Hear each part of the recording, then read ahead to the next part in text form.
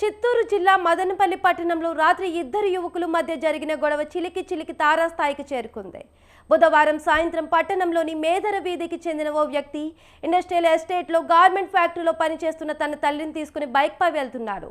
RTC bus stand సమీపంలో ముందర వెళుతున్న మరొక వ్యక్తి ఉన్నట్టుండి తన బండిని ఆపేశాడు. దీంతో ఇరువురి మధ్య తీవ్ర స్థాయిలో వాగ్వివాదం జరిగింది.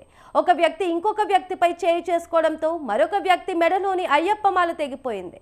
దాడి జరిగిన సంఘటనలో ఒకరు అయ్యప్పమాల ధరించి ఉండడం, గొడవలో మాల తెగిపోవడం పరిస్థితి ఉద్రిక్తంగా మారింది.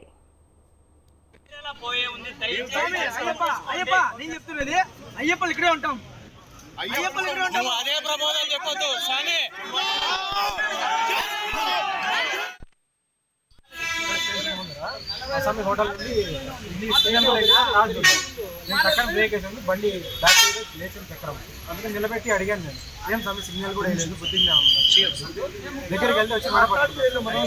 నేను పట్టుకున్నాను, మెడ పట్టుకున్నాను, కానీ వదిలేసాను మాల్లో.